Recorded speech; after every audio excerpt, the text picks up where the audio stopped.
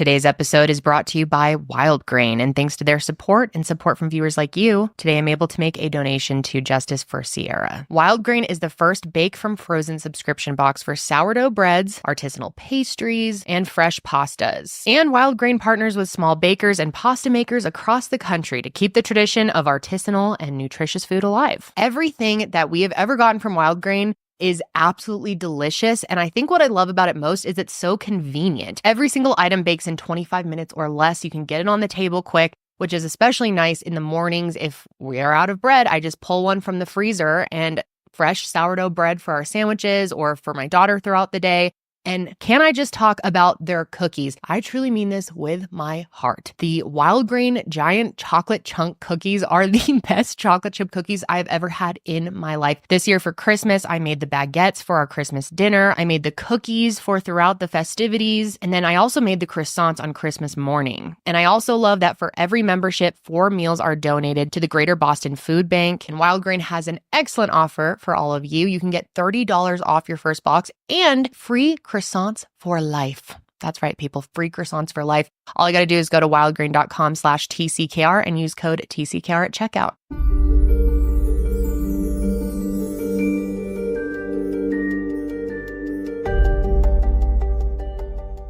Hello, everyone, and welcome back to True Crime with Kendall Rae. Thank you so much for joining me today. And if you are new, then welcome. I'm so happy to have you, and make sure to subscribe so that you never miss an upload from me. Okay, guys, so today we are going to be talking about a case that was requested in my members only form, and I can't believe I hadn't heard of this case.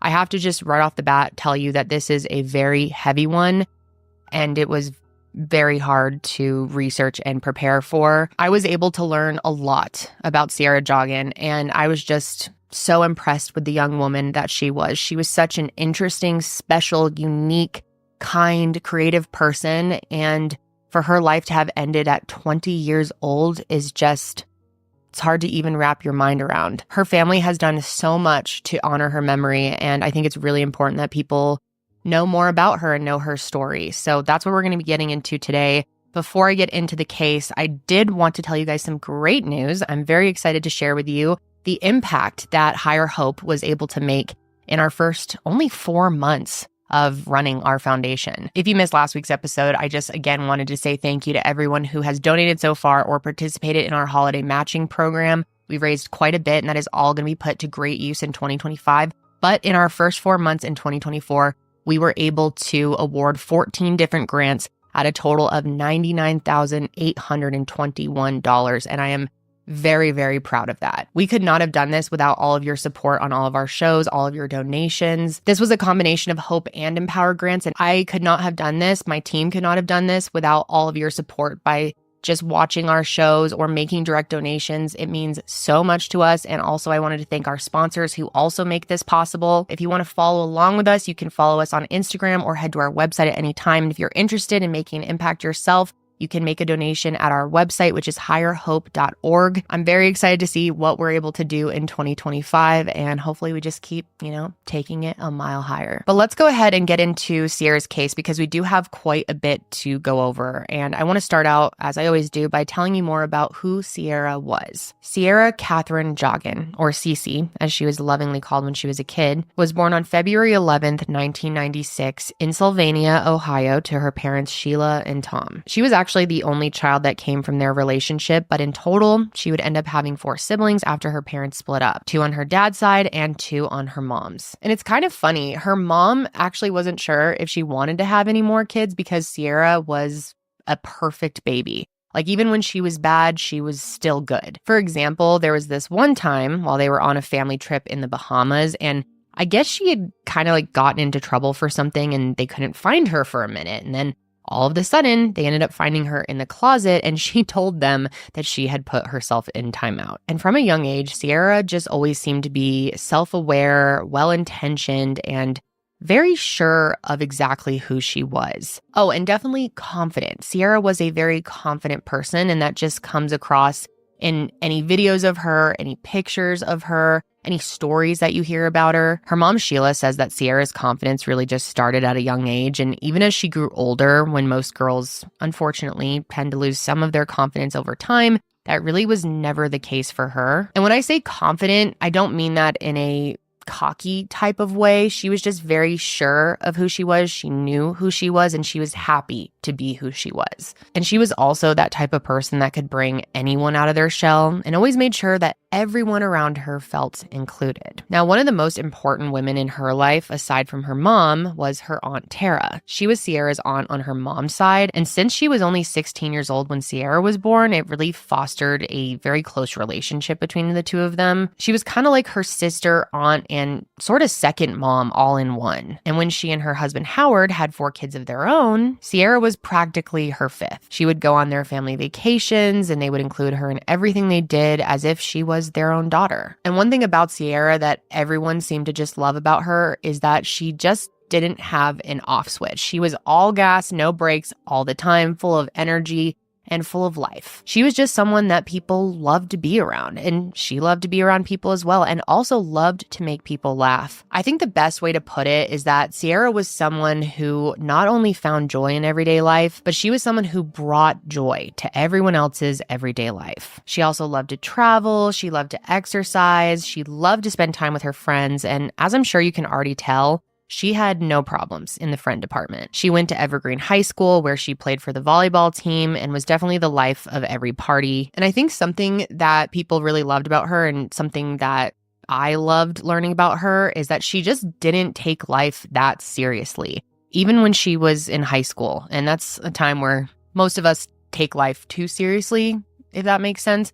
But for example, she was not even on the cheerleading squad, but she would still wear a cheerleading uniform or outfit or whatever around at school just because she liked it. She also had a boyfriend, a really great guy named Josh Kolosinski. And when everything that I'm about to tell you happened in 2016, they had already been dating for 7 years. Their parents were actually friends when they were growing up, and sources say that they'd known one another since they were as young as 6. And what started as a friendship turned into a relationship kind of around middle school, and they never looked back. Everyone in their lives just knew that the two of them were a package deal from very early on. Wherever Sierra was, there was Josh. Wherever there was Josh, there was Sierra. And even when they were young, they were already starting to have conversations about wanting to get married one day. Sierra did want to wait just a little bit longer, sort of get her career jump started. But at the end of the day, it was always going to be the two of them. Their relationship was really so beautiful, and it didn't matter what they were doing. Josh said that they were always having a good time. They did fun things like parties and school dances and even skydiving. But Josh has said that some of their best moments together was when they didn't have anything to do and they were just bored and found ways to entertain themselves together. And because of where they were living, they definitely had to make their own fun quite a bit of the time. I mentioned earlier that Sierra was born in Sylvania, Ohio, but she actually grew up 10 miles down the road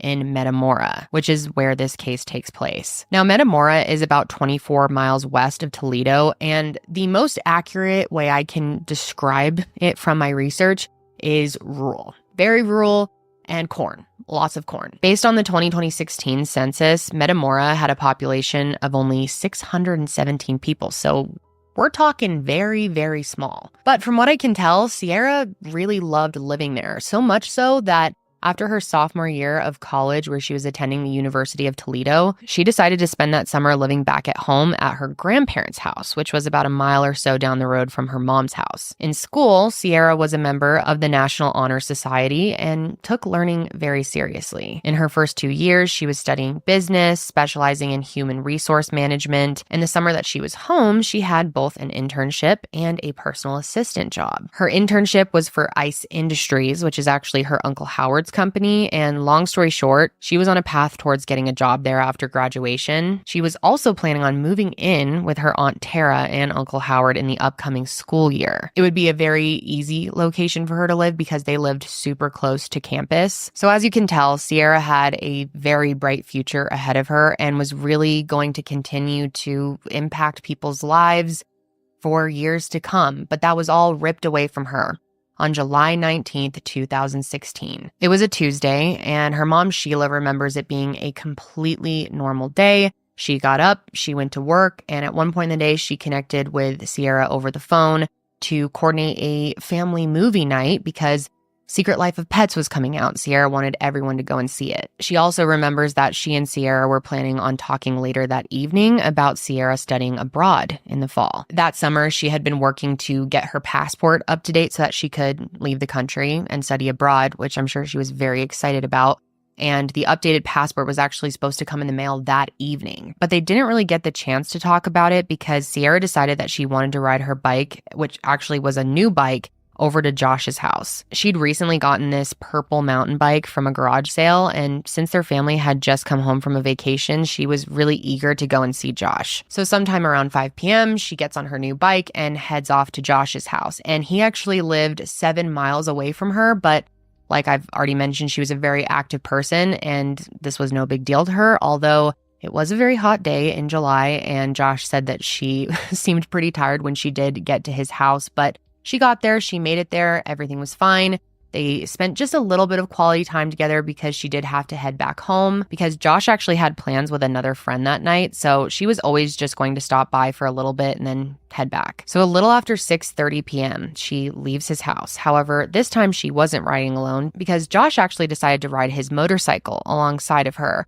And I really thought this was very sweet, but he just didn't like the idea of her riding home by herself. Even though the way home should have been very safe, I mean, it's very rural. I'm talking like a few houses and just cornfields all the way back. He still wanted to make sure she made it home safely, and he had no reason to believe she wouldn't, but he just wanted to be sure. Now, during the few miles that they rode together, Josh ended up recording 2 different Snapchat videos, and in these videos, they look like they're having such a great time. It's honestly so heartbreaking to look at these, especially when you know what is about to happen. And I just hope that those last few moments that she had with Josh were special to her and filled with laughter and joy, because in just a matter of moments, it was all gone. And here's how that happened. While they were riding home together on County Road 6, Sierra ends up telling Josh that she's got it from here, he can take off, and it was okay for him to turn around and just go back home. She was a very headstrong person, someone very independent, someone you'd almost never win an argument with. So she insisted that she didn't need him to escort her the entire way home. And he actually did push back at first. He really wanted to take her all the way home, but she really insisted that she was okay. She assured him she was going to make it home just fine, and so eventually he did agree, and that was about another mile into the journey. So they went about 2 miles together before he turned around. They got to Evergreen High School. When they finally stopped, Josh gave her a kiss. He told her that he loved her and said, "Text me when you get home." But that text never came. And at first, Josh didn't really freak out. He did say that normally she was very good about sending him a quick text, letting him know that she had made it somewhere safely, but he didn't want to panic, and it hadn't been that long, so he just sort of kept his eye on his phone and figured that she would eventually text him. Meanwhile, her mom was also experiencing sort of a strange feeling, but just like him, she didn't freak out right away. That evening, she had taken her 2 younger kids to Taekwondo class, and on her way home, she had to stop at her mom's house. I mentioned earlier that Sierra had been living with her grandparents, but what I didn't mention yet is that Sheila's younger daughter was also staying there. And she remembers that as she was pulling in to drop her other daughter off, she noticed that Sierra's bedroom light was off. And she thought it was kind of strange because it was only 9 p.m. It was pretty early for Sierra to go to sleep. But she figured that, maybe she was just tired. She'd been busy lately and didn't think too much of it. She just took note of that. However, the weird feeling that she was experiencing turned into a full-blown panic a little over an hour later when Josh called her at 10:15 p.m. and asked if she had heard from Sierra. He still hadn't gotten a text from her. And every time that he tried calling her, her phone was going straight to voicemail. So he was getting really concerned, and he thought, maybe she had reached out to her mom and just wasn't calling him back or answering for some reason.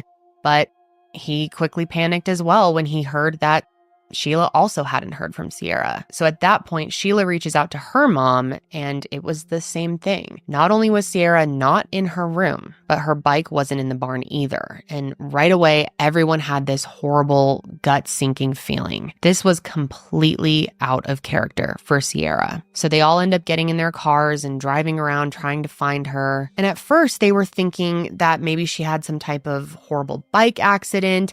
maybe she had been hit by a car, wasn't able to get in touch with them, that she was injured on the side of the road somewhere. Maybe she was unconscious, something like that. So Josh heads out and starts looking along the route that they had taken together. And then Sheila went in a different direction towards a neighboring town, which she didn't think that Sierra had likely gone that way, but she wanted to cover their bases. And also, that was the direction of the fire station where she ended up going and finding a sheriff's deputy sitting in their car right out front. And that's when she frantically explained what was going on and that she desperately needed help. But unfortunately, like we hear so often, her pleas for help were met with some resistance. At first, she got the whole, she's 20 years old, she has every right to leave speech.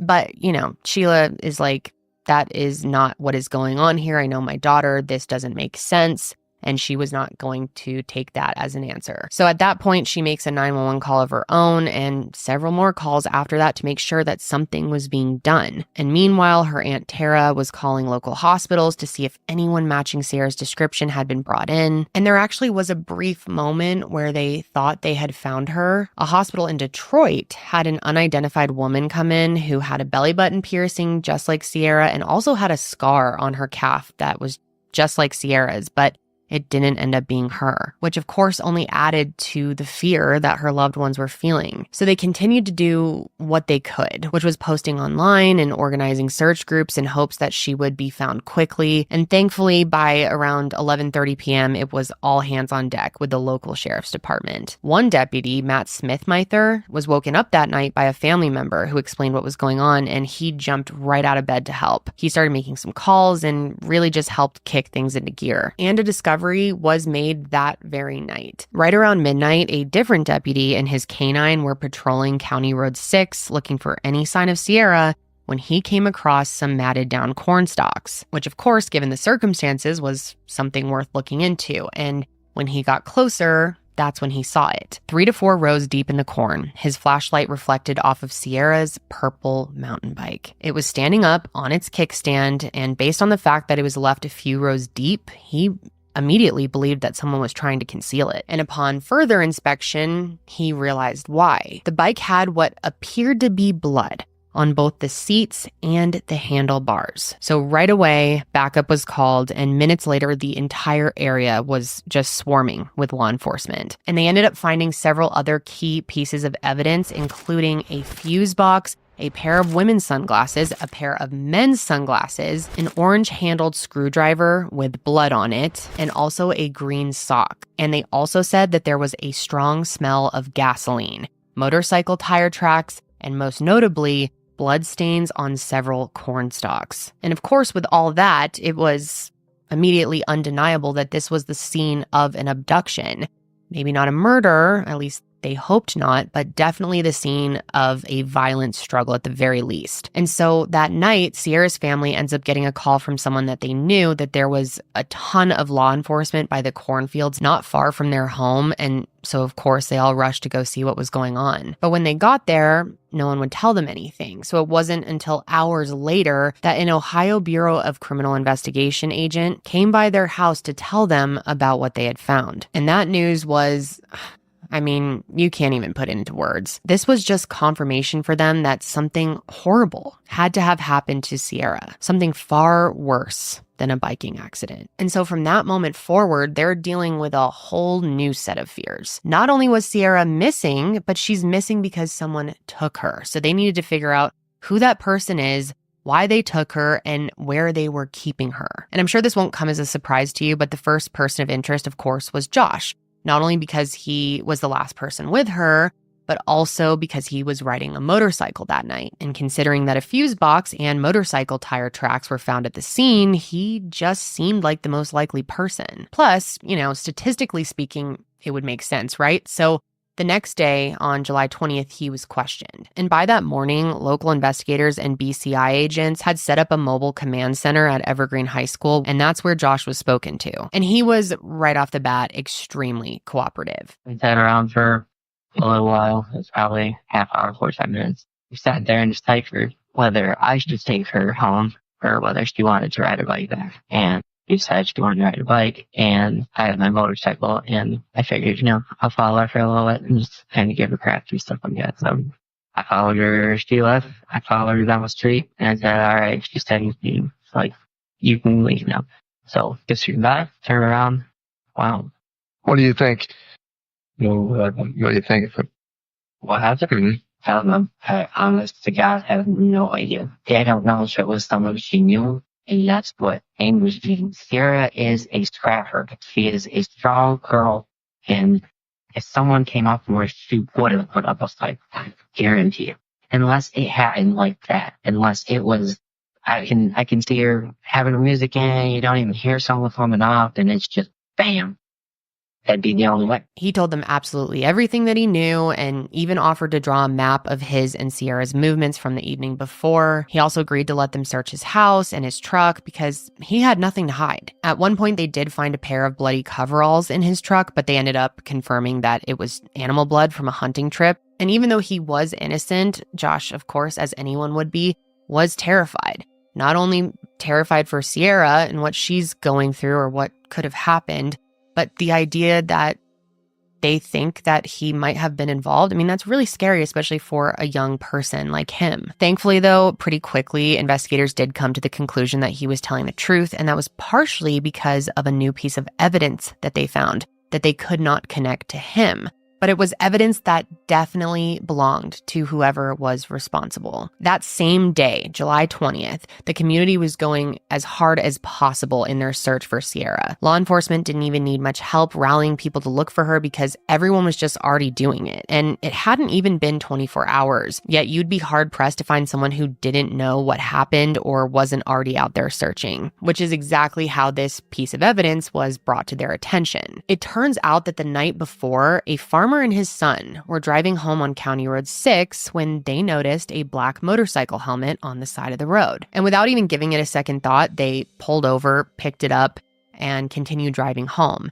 And then it wasn't until the next day that the farmer heard about what had happened and was like, oh, wait, that helmet we found was pretty close to where they're saying the crime scene was. So he immediately got in contact with police and turned it over to them. And thank God he did, because when they took a closer look at it, they could see that it was covered in blood-like stains, and that one of those stains was a partial palm print, which of course suggested that this helmet might have been used to strike Sierra during her abduction. And because Josh was able to prove that the helmet didn't belong to him, it was helpful in clearing him.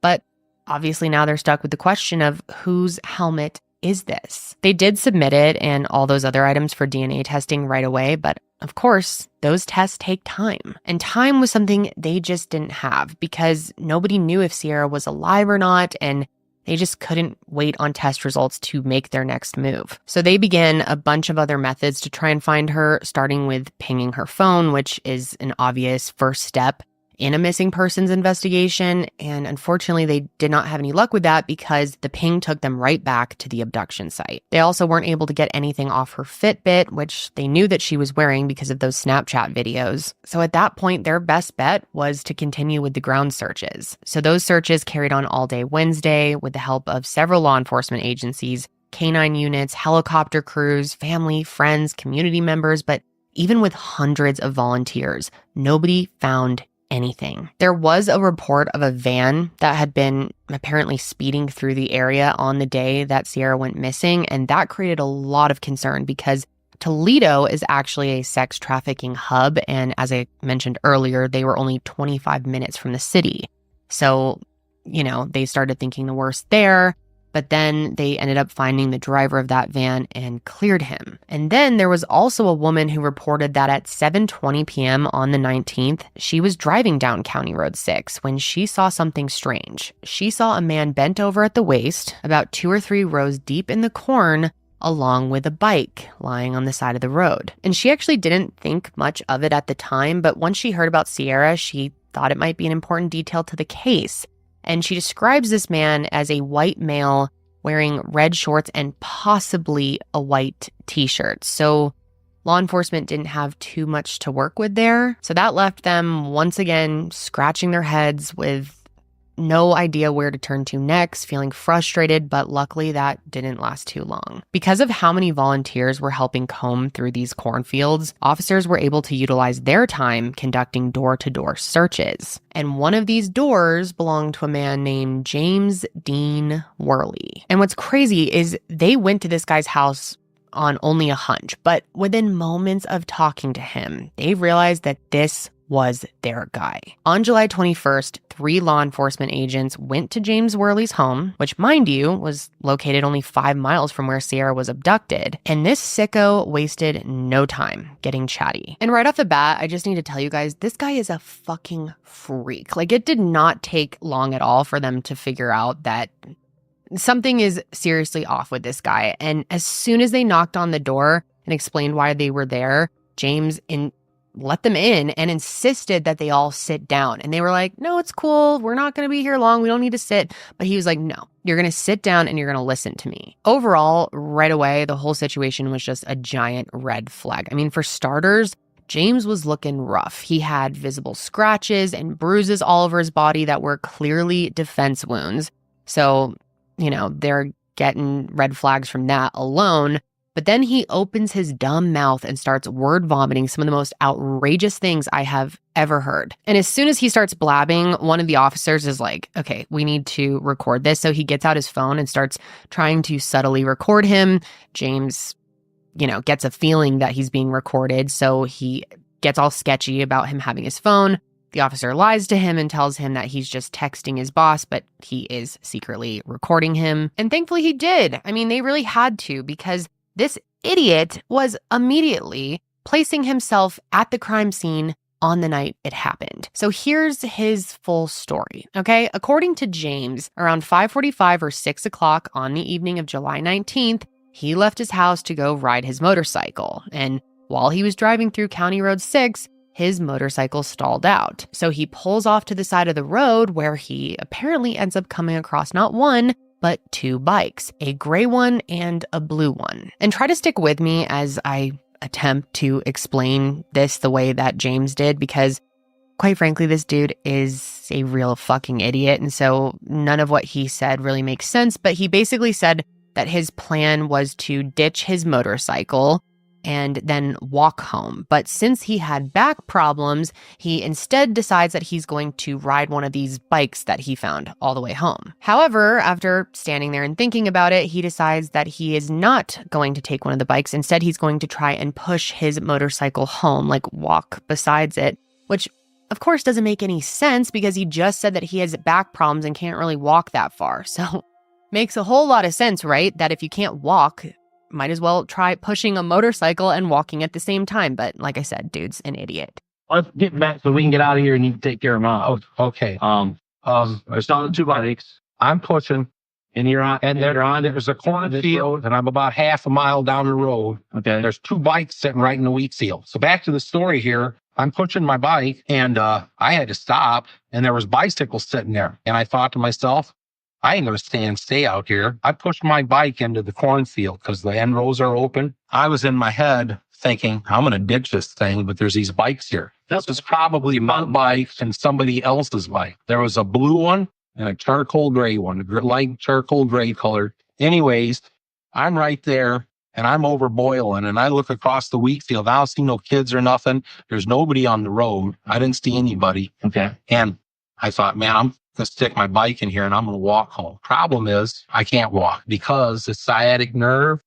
So you leave the bike in the cornfield? I was thinking about it, and I went ahead and I got it inside me, and I thought, now don't go wrapping this up in your head. So go with the bike and attack the chick. That ain't, no. Well, so I screwed with it for a while, and I took a break, and I decided, you know what? I'm going to turn this around, which I did. I got it back out, and I commenced to pushing. And then I made it home here about 10 o'clock. Now, 2 things to note about his story. Okay, so first of all, the whole thing about there being 2 bikes there is not true. He was just trying to convince officers that someone else had been there with Sierra. And 2, and I'm sure this is obvious, but his whole story was a way to explain why his DNA would be on her bike. And he could not have been more obvious because he even asks in the interview if they found his DNA on it. So are you really hitting every house up and down? Yep. Or did There's a whole bunch did of you find my fingerprints on a bike or something? Is there any information like that coming back on me? So the bullshit detector is clearly going off for these officers. He not only placed himself at the scene and came up with a nonsense story about the bike, but then he dropped some more info, which was really the icing on the stupid cake. James told them that when he left the area, he lost a few of his belongings. And do you want to guess what those items were? It was a pair of sunglasses, an orange-handled screwdriver, a fuse box, and drum roll please, his helmet. And he just offered this up to officers on a silver platter. I had traffic issue with my bike here the other day. I dealt with it the best I could. I never saw anyone. I saw 2 bicycles. That's it. Mm-hmm. My helmet's gone. My fuses are gone. My screwdriver's gone. And my glasses are gone. Because keep in mind, none of that information had been made public. Okay? It was so obvious right away that he was the one who was responsible, but he definitely wasn't going to admit that. In fact, he makes multiple weird comments that he's not out there killing chicks and raping chicks and stealing people. And at one point, he mentions how he recently had a girl come to his house, but she left alive. And the way he delivered that information is so strange. Like he's trying to be like, well, someone was recently at my house, a girl, in fact, and she's not dead, as if one person leaving his house alive proves that he didn't kill someone else. I'm not out there killing chicks, dude. I don't have relationships. I mean, I'm in fact trying to get one started online a little bit right now. But, and she's been out here. And guess what? She went home alive. So yeah, it was pretty obvious to officers right away that he was their guy. I mean, he had to have been the one responsible by the way that he was acting. Everything he was saying was so bizarre and coming from a place of like aggression, but then trying to cover tracks that didn't even need to be covered yet. I mean, he was the one who put the target on his back, which is crazy because really they only went to his place on a hunch. And even though they're now definitely feeling like he is got to be a suspect, he's likely the one responsible, they don't want to let him know that they're thinking that because in their minds, maybe Sierra is still alive and they don't want him making any sudden moves if that's the case. So they decided to leave and let him think that everything was fine, even if just for a few hours while they obtained a search warrant, which of course they went to go get right away. And then they start looking more into this man's background, and what they found left them speechless and is certainly going to leave you speechless as well. It turns out that back in 1990, James was convicted of a crime that was eerily similar to Sierra's disappearance. On July 4th, 1990, Robin Gardner was a 26-year-old girl living in White House, Ohio with her mom. And just for your reference, White House is only about 20 minutes away from where Sierra lived. And so on that day, July 4th, 1990, Robin decides she had nothing else to do. It was a holiday and she wants to go for a bike ride. And she remembers that she had ridden about a mile away from her house before she decided that was far enough and that she should probably turn around and go back home. But just as she makes that decision, she heard a car approaching and thought, I'm just going to wait for them to pass and then I'll turn around. So the truck passes and she circles the other way. And then almost out of nowhere, she goes flying off her bike and lands in a ditch. And it was because the driver of the truck had turned around and hit her. And at first she thought it was an accident because the driver got out of the car and was seeing if she was okay. But just a split second later, he'd taken a hammer out and smashed her on the back of the head. Luckily, she didn't end up passing out, but because she was still conscious, the guy got out a screwdriver and pressed it to her neck. She's screaming at this point, and he tells her that he would kill her if she didn't stop screaming and get into his truck with him. So Robin ends up fighting against him as hard as she could the entire time that he dragged her into his car, and she continued fighting when she was in the car as well. However, he still manages to get a handcuff onto her right wrist.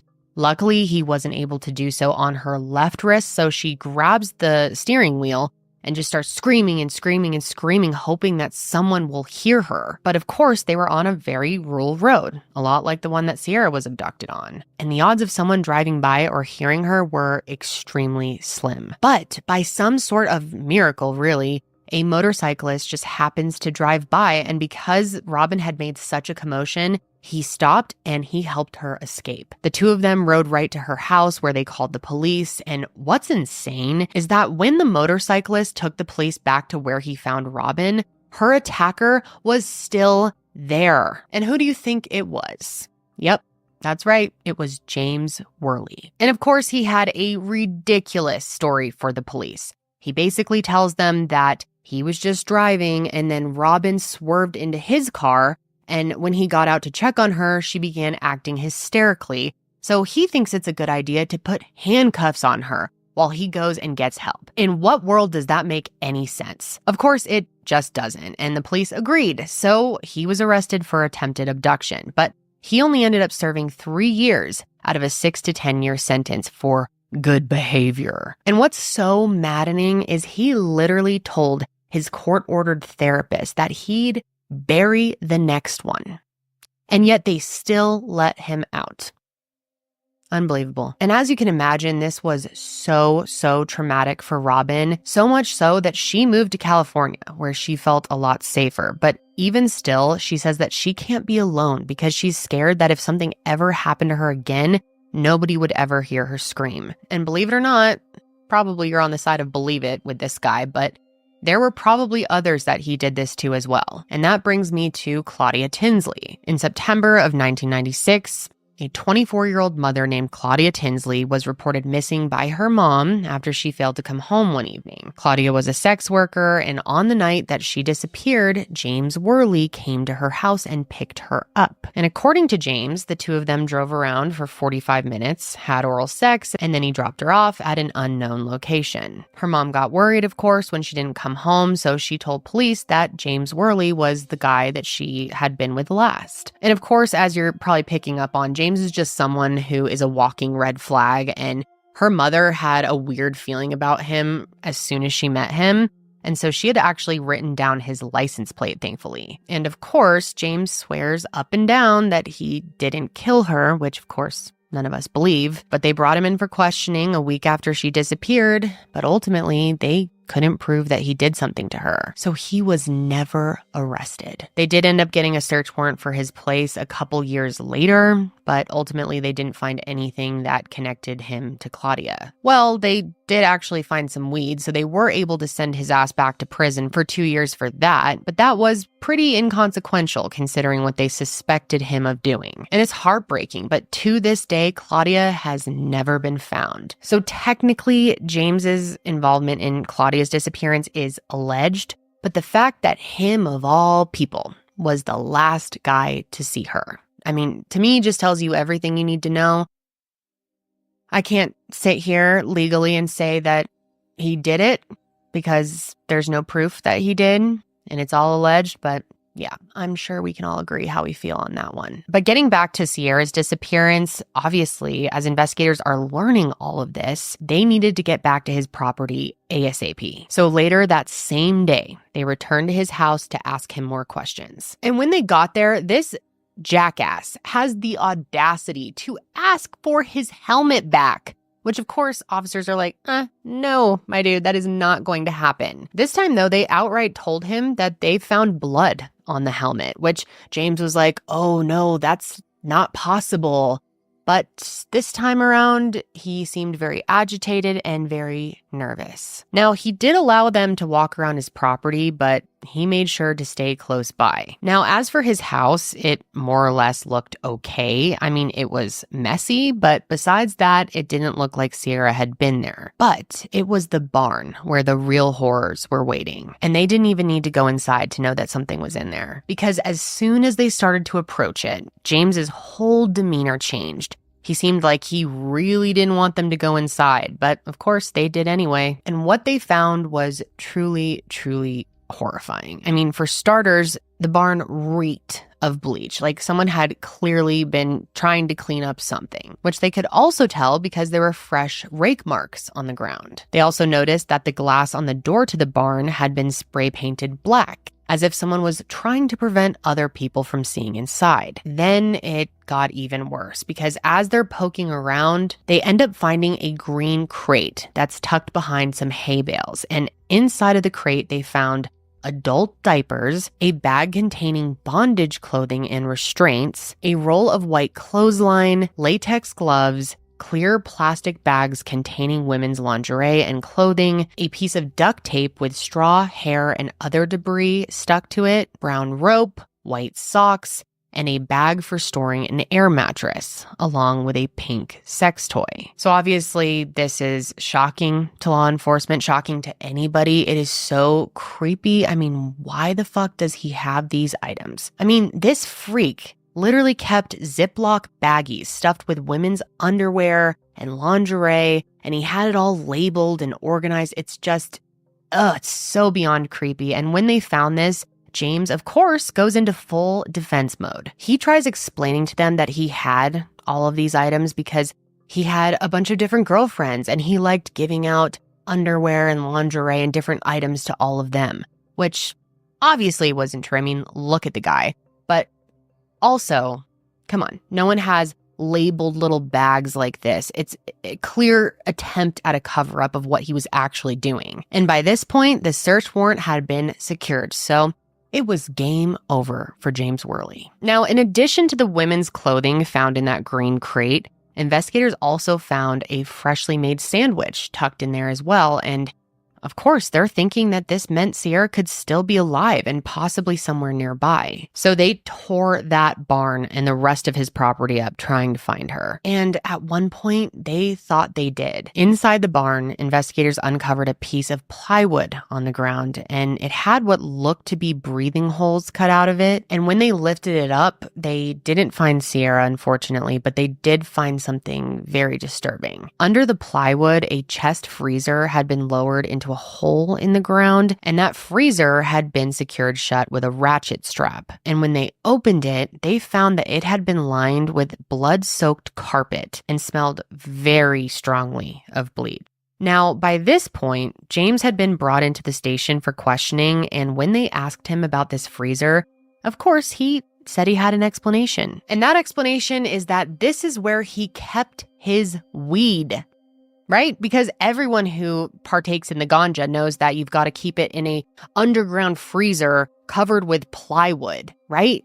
Okay, ridiculous. But anyway, their discoveries didn't end there. Back in the barn, they also found an air mattress, duct tape, zip ties, handcuffs, handcuff keys, more rope, and more adult diapers. So basically, everything a person would need to commit an incredibly heinous crime. Then, inside of his machine shop, they found his motorcycle, which later tested positive for blood, more adult diapers, 2 sets of handcuffs with keys, a zip tie, and a bottle of bleach. And then this is also really disturbing, but they ended up finding a nanny cam.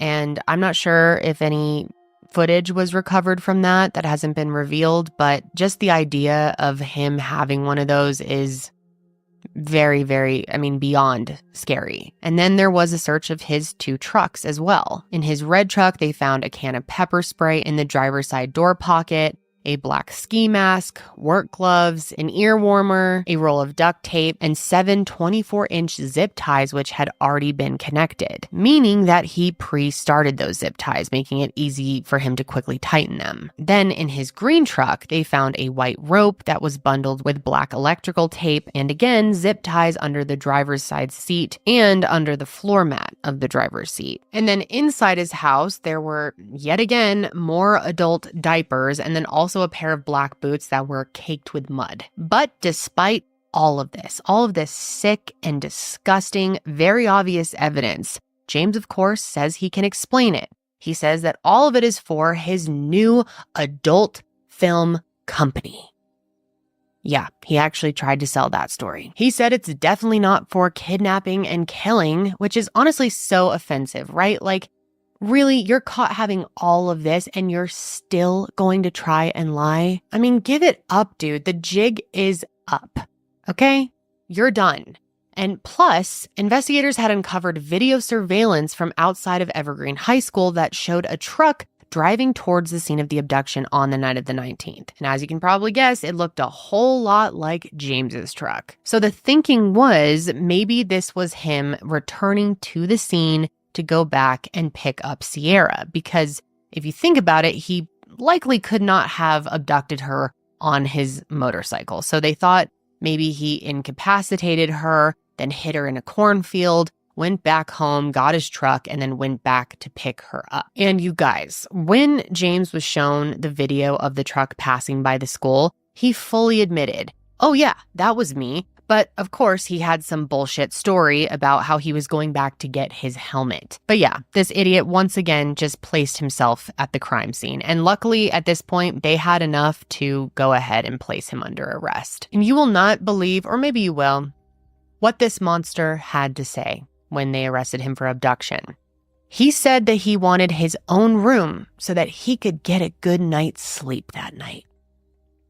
Like anyone gives a fuck about your sleep. I mean, after what he did, he deserves to go to sleep and never wake up. And stick around because that might just be happening. After his arrest, investigators were hoping that James would just man up and tell them where she was. But because we're talking about an evil person here, he admitted to nothing. And so the searches for Sierra had to continue. They spent hours and hours combing through every inch of James's property and came up empty-handed. And also there were still tons of volunteers searching in other areas, and they couldn't find anything either. And of course, this is all just agonizing for the Joughin family. I mean, they didn't even know who James Worley was. They had never heard of him, but now they are hearing his history and, hearing that he has a history of abducting women in the past. And this sicko is likely the one who took Sierra from them. I mean, it was excruciating. An anonymous $100,000 reward was posted for information leading to Sierra's whereabouts, but in just a few hours, they realized that she would not be coming home safely, because that very same day that James was arrested for her abduction, her remains were found. That day, a volunteer was driving south on County Road 7 in an effort to help look for Sierra when he noticed a disturbance in the cornfield. So he got out of his car to check it out, and after walking 20 to 25 yards into that field, he spotted a patch of dirt that looked like it had been disturbed, almost like someone had dug that hole and then filled it back in with dirt. But after law enforcement came and dug it up themselves, it was empty, which was discouraging, but they felt like they were close to finding something. That same guy had found a yellow latex glove sort of between the road and the cornfield, and while they didn't find her body near there, they figured it had to be connected. So they fanned out, and that's when they found it. It was another mound of disturbed dirt that looked like a hole had been dug and filled back in. And this time the hole wasn't empty. It took 5 hours in the 95-degree heat, and law enforcement literally had to use little hand shovels to get to it. But throughout the night, they had been able to uncover Sierra's body. The idea of her laying in that grave any longer was unbearable to them, so they were willing to work as long as it took to get her out, even if it was the middle of the night. And this is just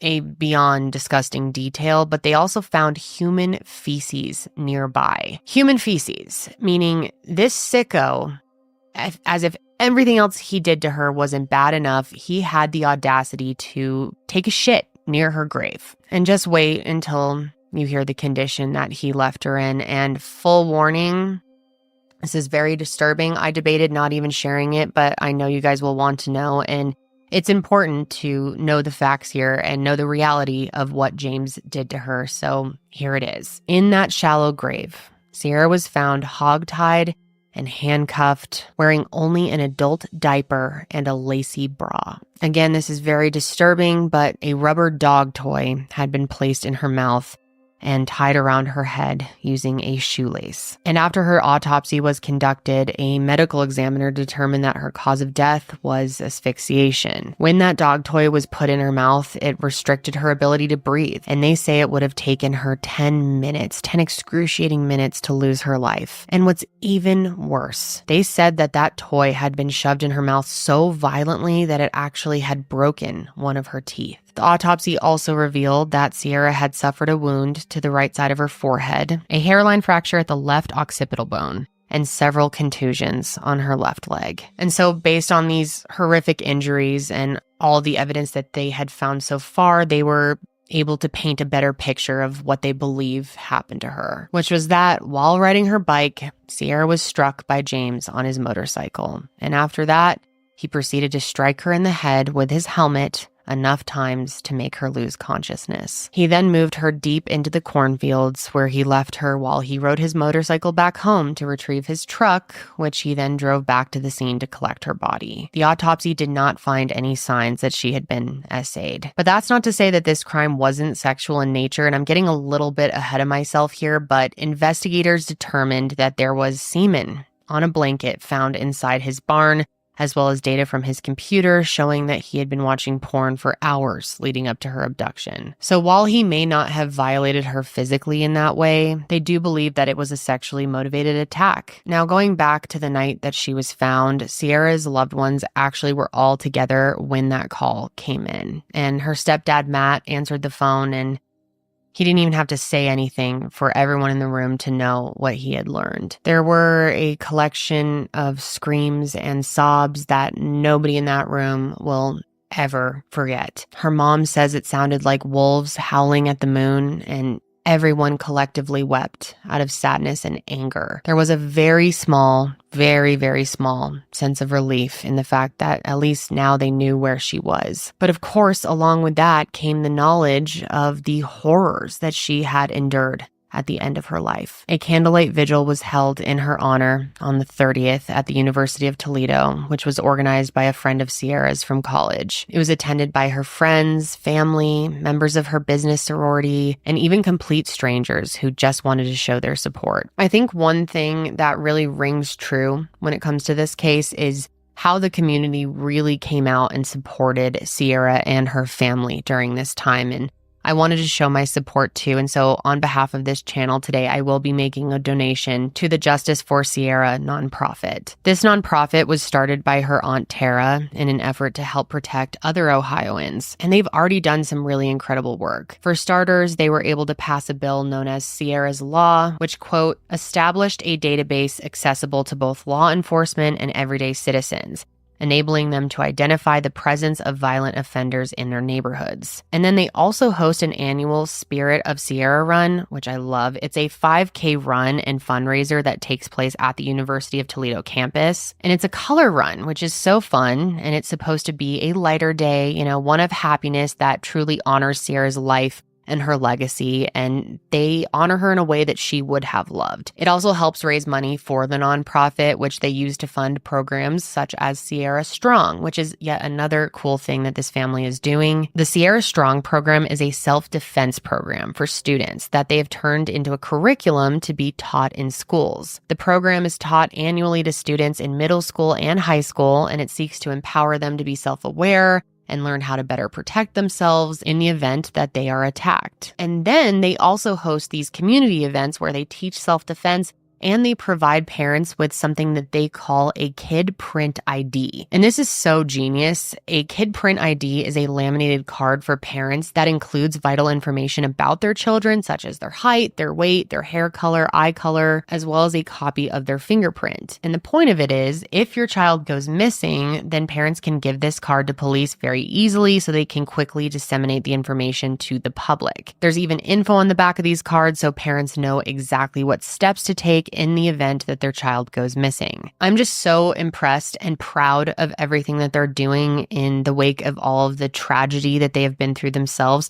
trying to do something to help other parents who could end up in a situation like this and teach kids how to defend themselves. I mean, it's so much great, vital work, and I think it's just amazing. So if any of you are interested in learning more about it or maybe making a donation yourself, I'll be sure to link their website in the description box or the show notes if you are listening to the podcast version of the show. But now let's jump back into the case and the road to justice, which took about 2 years. After Sierra's remains were found, James Worley was officially charged with her murder. And in total, he would end up being indicted on 19 felony counts, including 2 counts of aggravated murder, 2 counts of abduction, 4 counts of kidnapping, 2 counts of felonious assault, 2 counts of murder, 2 counts of aggravated robbery, 1 count of possessing criminal tools, 1 count of gross abuse of a corpse, 1 count of tampering with evidence, and 2 counts of having a weapon while under disability. And this sicko, no shock here, but he pleaded not guilty to everything despite the literal mountain of evidence they had against him. So let's get into the trial and go over again what that evidence was. James's trial began in March of 2018, and when this good-for-nothing, evil, ugly loser walked into the courtroom, he had the nerve to have this poor me sort of look on his face, which was just so offensive to the Joughin family, as if being in the same room as this sicko wasn't traumatizing enough for him to be walking around acting like the victim here. I would just be so infuriated. It would take everything in me not to want to get up and punch that stupid look off his face. But of course, they can't do anything. They have to just sit there. Anyway, though, the trial begins and the prosecution's case against James is a strong one, because after processing the evidence from the crime scene and also James's house, the 2 DNA profiles came back belonging to him and to Sierra. And just to name a few things that they found it on, James's DNA was found on the male sunglasses and the screwdriver that was found at the abduction site, also the latex glove found near her grave, some duct tape, as well as traces of his own blood on his helmet. As for Sierra's DNA at the scenes, it also came back to the yellow latex glove, as well as the women's sunglasses, the sock, the blood on the corn stalks, and of course, the helmet. As for inside the barn, they found traces of her DNA on some rope, duct tape, the air mattress, paper towels, and blood on a pair of pink underwear. They also collected swabs from James's motorcycle, and her blood was found on that as well. And despite all of that, the defense still tried to say this man was innocent. They ended up questioning a lot of the DNA, because out of all the DNA that did come back as a match to James, the DNA sample that was collected from underneath her fingernails did not. Also, remember how I mentioned earlier that woman had thought she had seen a man in the cornfields that was wearing a red pair of shorts? Well, they never found a red pair of shorts at James's house. So they ridiculously suggested that someone else had murdered her. And to explain how her DNA got all over James's barn, they said that this strange man abducted her, snuck her into James's barn without his knowledge, and then killed her and disposed of her. Because that makes a whole lot of sense, right? Yeah, some strange man abducts Sierra on his motorcycle with his helmet, hides her in his barn, and then uses his handcuffs and ropes to tie her up and kill her? Absolutely not. I mean, the fact that they even tried to make this argument is just laughable. And the defense even tried to suggest that James couldn't have buried her on his own. So they suggested that if he did do it, maybe he had an accomplice. There had to be someone else involved, which is a pretty strange suggestion considering that their main argument was that James wasn't involved at all. So not the brightest defense team here. And of course, they wanted to make the jury believe that all that creepy stuff in his barn, all of the lingerie, the underwear, the little shorts, everything like that was innocently for his so-called adult film studio that he was about to create. They also tried to really push lack of motive. They suggested that Sierra and James didn't know each other, so he would have no motive to kill her. But obviously that's just another stupid argument because, as we know, people kill people they don't know all the time. It's called a crime of opportunity, right? It happens quite frequently. Plus, not to mention, James went to jail for trying to abduct someone he didn't know, Robin. And speaking of Robin, she ended up very bravely taking the stand during the trial. And she had to sit there and recount and explain the worst thing that ever happened to her. But she said she did it for Sierra because she wanted to be a voice for her. She is the only living victim of James Worley, as far as we know. And she knew that the value of her testimony would be huge in this case. And to be clear, while there haven't been any other confirmed victims, one therapist said that after analyzing James, he believes he fits the profile of a serial offender. I guess he kept these journals and videos, possibly.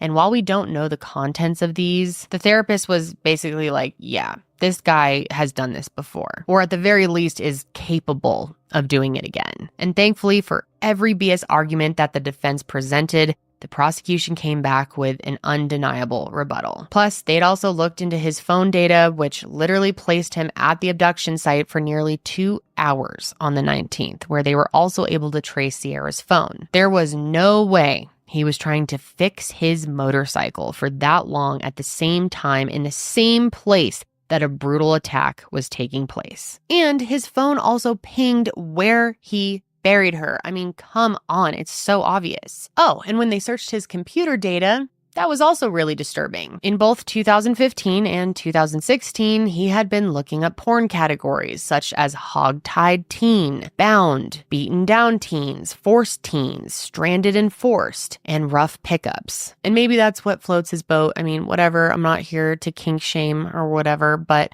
when you look at that and then you look at the condition Sierra was found in, it looked bad. Plus, James had been buying women's lingerie wholesale. And I'm sorry, but there is no way that ugly perv had that many girlfriends that he was giving out underwear and lingerie to. I mean, come on. He had some sick sexual fantasies, and he disgustingly used these items to make that fantasy come true.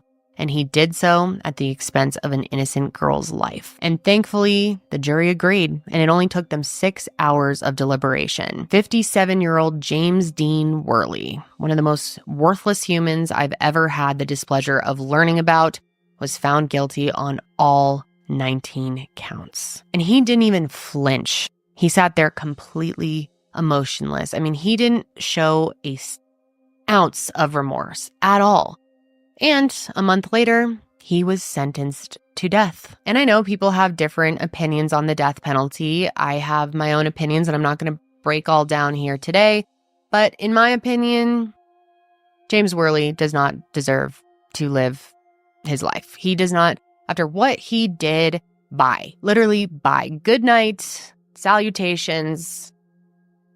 He deserves it. I'm just so angry after learning about this case. It is so despicable. It's so disgusting. Sierra deserved so much more. And I don't even want to say person when it comes to James, because to me, he is not even a human. He is nothing but a monster, not just for what he did to Sierra, but to the other women that he has done things to. And there's probably more we don't even know about. But not just all of that. When you hear what he had the nerve to do to her family during sentencing, you're going to want to throw up. The judge ended up letting him speak, and this asshole went on a 45-minute rant about his innocence.